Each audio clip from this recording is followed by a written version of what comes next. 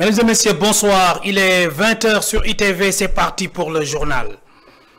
À la une de l'actualité, ce soir, le président de la République, Bassirou Diomaye Faye, nomme Aminata Touré à la tête de la coalition Diomaye Président en remplacement d'Aïda Mbodj. En début de journal, la réaction de Bougar Diouf. Il est l'un des membres de la coalition Diomaye Président.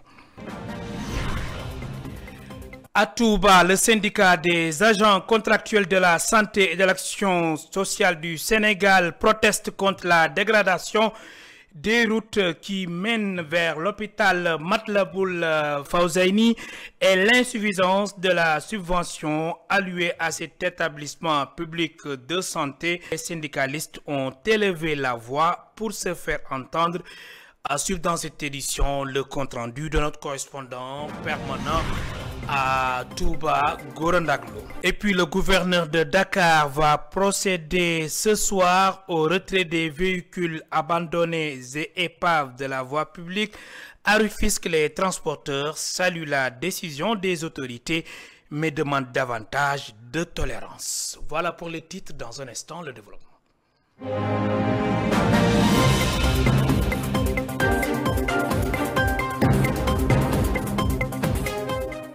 Et puis cette information phare de cette soirée, le président de la République, Bassirou Diomaye Faye, a informé les membres de la coalition Diomaye Président de la fin de la mission d'Aïssatou Mbodj à la tête de la coalition.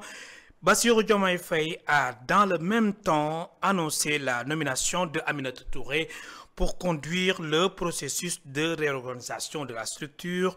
Pour Bougar Diouf, président de l'Union des panafricanistes sénégalais et membre de la coalition Diomaye Président, cette décision arrive à point nommé. Il est joint au téléphone il y a quelques instants par Khadija Diouf. Donc, comme je vous le disais en ce début, Aïda Mbodj faisait quelque chose dans la coalition qui disait qu'elle ne voulait pas la coalition soit productive, bien que la coalition soit dans une dynamique inclusive. Je l'ai dénoncé partout. Les gens ne me croyaient pas. Mais en clair, le meeting de Ousmane Sonko, Sonko a dit clairement que lui, il a une coalition qu'il a déjà créée, coalition PASTEF. C'est Aïda Mbodj qui est à la tête de cette coalition. Elle est en train de leur trouver des gens sûrs, des alliés sûrs. Mais ça, c'est une trahison. Aïda Mbodj a fait une trahison. Elle a trahi le président de la République. Maintenant, reste de la limoger aussi de la DER. Elle sera limogée de la DER, certainement. Je n'ai pas d'informations génériques, mais je sais qu'elle doit être limogée de la DER parce qu'elle a trahi le président de la République. Le président te confie une coalition. La coalition, c'est un organe connu. Si tu pars au niveau de la direction des élections, la coalition a été déclarée là-bas. C'est une coalition présidentielle. Toi, tu es à la tête de cette coalition. Tu te permets de faire des choses en dessous de cette coalition. Et on t'interroge si tu continues de dire non, il y a des gens qui insultent Sonko, il y a des c'est faux. C'est parce qu'elle travaillait avec Sonko en connivence pour démolir la coalition, de renvoyer toutes les personnes qui étaient impartiales et tous les leaders qui étaient peut-être un peu favorables à Diomaye. Il les renvoie, elle les écarte du moins. Maintenant, aujourd'hui, on entend clairement que Sonko dire que c'est elle qui travaille pour une autre coalition passive. Elle fait un double jeu, en fait, du dilatoire. Non seulement le président l'a enlevé de la tête de la coalition, mais j'attends aussi qu'elle soit enlevée à la terre. En plus, elle doit être poursuivie pour trahison. Ça, c'est une forme de trahison, trahir le président de la République. Et je vous dis que l'information est claire et qu'on ne reculera pas. La coalition, on l'a créée sans PASTEF et que PASTEF ne peut pas détruire cette coalition. Non, ça je vous le garantis et je sais qu'en âme et conscience, Mimi Touré fera le bon travail. Moi-même, j'attends de la future première ministre de l'État du Sénégal. C'est ça que j'attends de Mimi Touré. Pas seulement à la tête de la coalition, mais futur premier ministre. Parce que Ousmane Sonko ne nous respecte pas.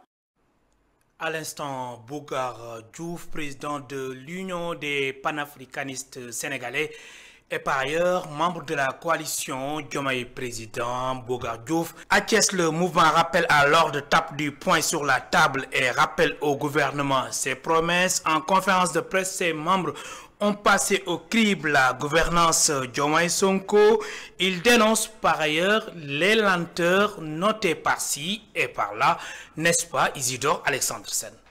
Rappel à l'ordre décèle un tas de désordre dans la gestion économique et sociale du régime actuel. Tout le monde a constaté ce que d'aucuns considèrent comme une dualité au sommet de l'État entre le président président Bassirou Diomaye Faye. Vous-même, vous constatez que moi, je confonds déjà avec le président et le président Bassirou Diomaye Faye. Donc, c'est déjà là un désordre entretenu par le Premier ministre Ousmane Sonko. Véritablement, c'est l'homme Ousmane Sonko qui est le problème. Seule sa personne l'intéresse. Et quand, par exemple, un seul mot lui est adressé, tu es convoqué pour effectivement justifier. Combien de procès de langue avons-nous fait depuis qu'il est là, sur des mots comme gougnafier, sur des mots comme fumier? Le rappel à l'ordre ne s'offusque pas plus que d'entendre Ousmane Sonko attaquer à l'institution présidentielle. Ça, le rappel à l'ordre ne peut pas le lui pardonner. Hassan Cissé, coordonnateur national, et ses camarades rappellent au gouvernement ses promesses. Il n'y a pas un secteur où ils n'ont pas promis des choses qu'ils n'ont pas respectées, qu'ils n'ont jamais tenues et qu'ils ne pourront jamais tenir. Mais le rappel à l'ordre va effectivement, il va toujours le rappeler à l'ordre. Maintenant, la répétition est pédagogique. Chaque jour que Dieu fait, nous leur assénons dans leurs oreilles, jusque dans le dernier retranchement, de respecter leurs engagements, parce que des promesses, c'est des engagements. Ahmad Gaye et Hassan Gaye sont tous membres du mouvement. Ils invitent le régime au respect de l'état de droit. Ñun ñëpp benn bëbët lañ am muy Sénégal bu neex, Sénégal boo xamante ni nit ki am na droit wax lu ko metti, Sénégal boo xamante ni day dëggu ci dëgg, Sénégal boo xamante ni doo def làkk doom duma doom, Sénégal boo xamante ni doo def singali nit tuumaal ko yóbbu ko fu la neex. Sénégal bi ñu bëgg mooy Sénégal bu jaar yoon. bu kenn yaakaar ni rappel à l'ordre ci rappeler à l'ordre Sonko ak Diomaye kese la yem wala wàcc ci mbedd di manifester ñun yemuñu ci loolu kese. am nañu ay programme yoo xam ne dañuy jege askanu Sénégal, am nañu ay programme yoo xam ne mi ngi ci prison yi, am nañu ay programme yoo xam ne mi ngi ci daara alxuraan yi, am nañu ay programme ak yeneen. Rappel à l'ordre a procédé à l'installation de sa cellule de Thiès. Il en sera ainsi pour les autres régions selon les responsables du mouvement. Isidore Alexandre Sen, pendant ce temps, le président du mouvement Xal Yoon, Lamine Gueye, interpelle le président de la République sur la situation économique et sociale du pays. Lamine Gueye invite le président de la République à prendre ses responsabilités. Il était en conférence de presse à Pékin. Je propose de l'écouter. Il se nomme Lamine Gueye, président du mouvement Xal Yoon. Ses propos sont recueillis par Cheikh Maguenbe. Nous adressons un appel solennel au président de la République, M. Bassirou Diomaye Diakhar Faye. Certes, nous sommes de l'opposition. Certes, nous ne sommes pas de la coalition Diomaye Président. Certes, nous n'envisageons pas de rejoindre toutes ces coalitions. Mais nous restons tous des Sénégalais. Avoir le droit d'un Sénégal meilleur. Nous ne pouvons pas comprendre, M. le Président, que vous soyez là à être oisif, à regarder un spectacle qui déshonore le Sénégal. C'est pourquoi nous appelons, Monsieur le Président de la République, à prendre vos responsabilités, à ne pas faire moins que vos prédécesseurs. Vous ne pouvez pas laisser l'empreinte d'un président qui aura assumé un plan de redressement qui a été financé ou bien qui aurait espéré ces financements de l'alcool, du tabac et des jeux de hasard. Le Sénégal mérite mieux, surtout qu'on a un président jeune, plus jeune. Direction Touba, sit-in du syndicat des agents contractuels de la santé et de l'action sociale du Sénégal. Ils protestent contre la dégradation des routes qui mènent vers l'hôpital Matlaboul Fawzeyni et l'insuffisance de la subvention allouée à cet établissement public de santé. Les syndicalistes ont élevé la voix pour se faire entendre. Correspondance à Touba, Gorandaklo et Maïsek. La sous-section du syndicat des agents contractuels de la santé et de l'action sociale du Sénégal, SACSAS, de l'hôpital Matlaboul Fawzeyni de Touba, a organisé un sitting de protestation pour interpeller les autorités étatiques sur plusieurs revendications. Abdoulaye Faye est membre du SACSAS. La route qui mène de l'hôpital, du tableau de l'hôpital jusqu'à la porte de l'hôpital, et cette route, elle est dégradée depuis des années et vous n'êtes pas sans savoir que tout le monde en souffre. Les accompagnants en souffrent, les malades en souffrent, le personnel en souffre, et surtout durant la saison des pluies. C'est une route qui est très coûteuse et qui vraiment a des problèmes.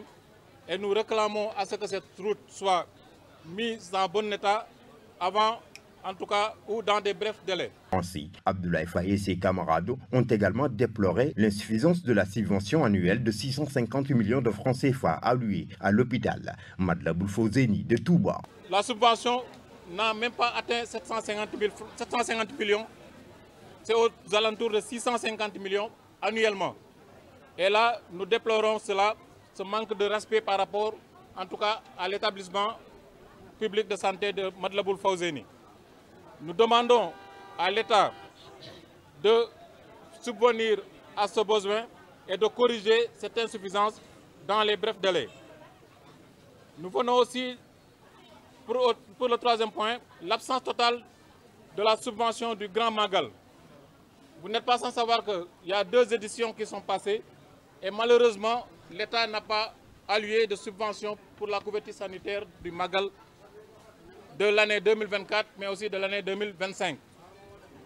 Les 2 années, aucun franc n'a été donné ici au niveau de l'hôpital. Face à la presse, les agents de santé affiliés au SACSAS ont soulevé la question des indemnités de logement et de risques et demandent aussi leur intégration dans les bulletins de salaire pour tous les agents contractuels des établissements publics de santé.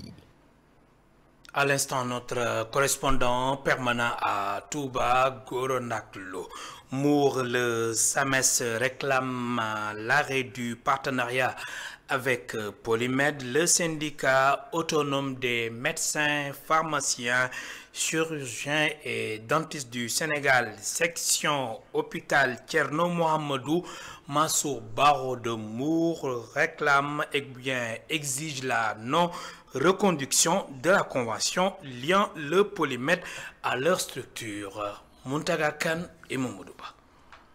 Signée le 3 avril 2015, la convention qui lie l'hôpital à Polymed est arrivée à son terme. La décision du conseil d'administration de ne pas la renouveler est restée sans suite.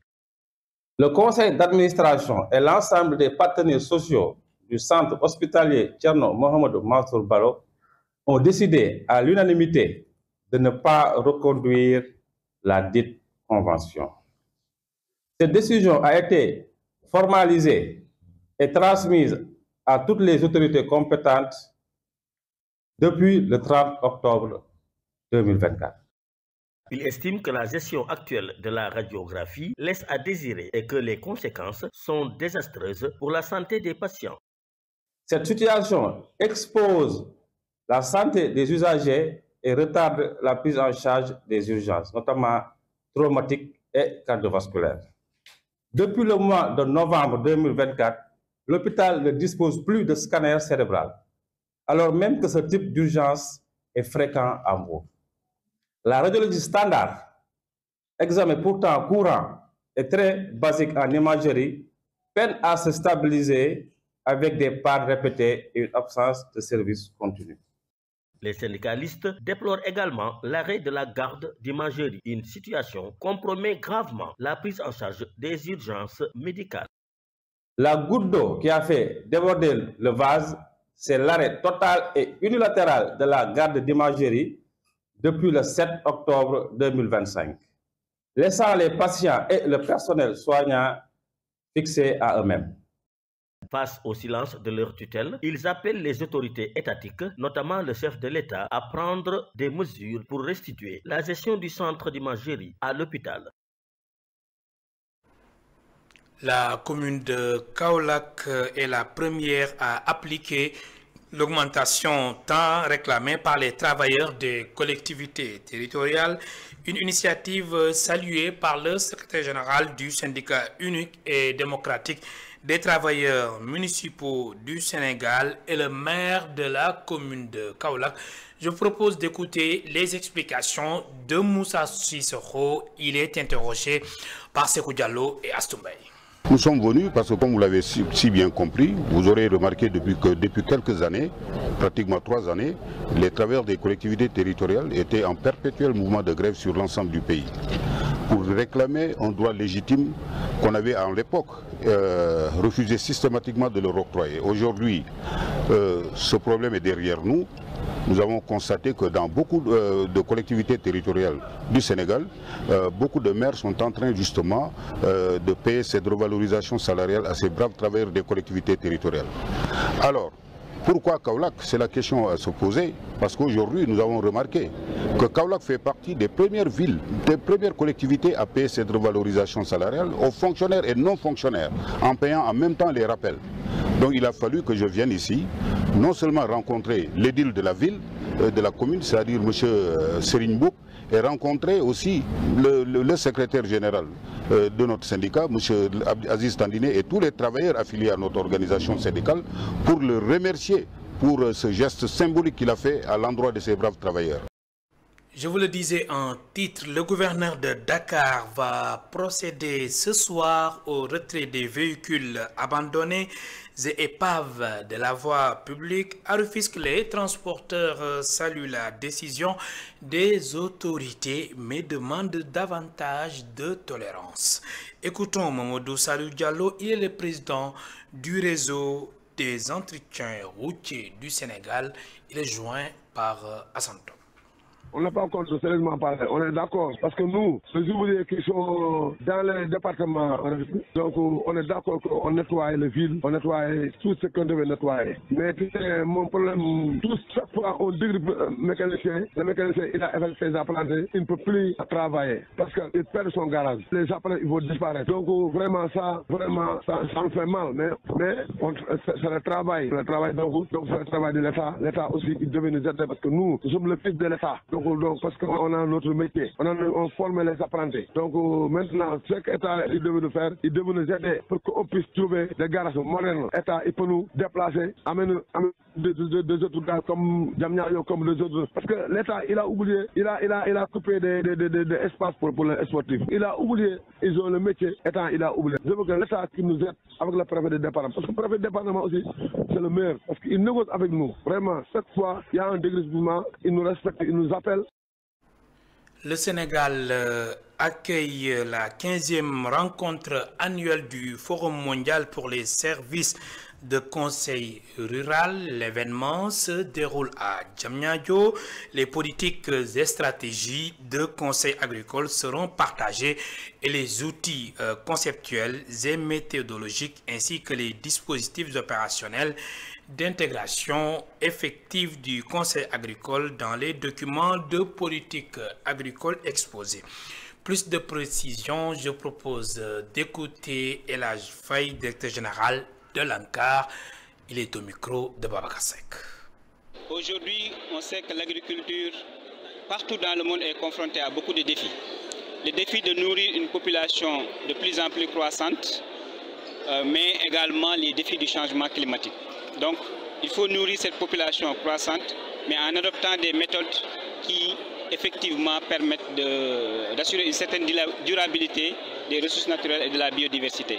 C'est pourquoi, en termes d'accompagnement des producteurs, il faut revoir nos méthodes, revoir nos outils, revoir la façon dont on travaille avec les producteurs.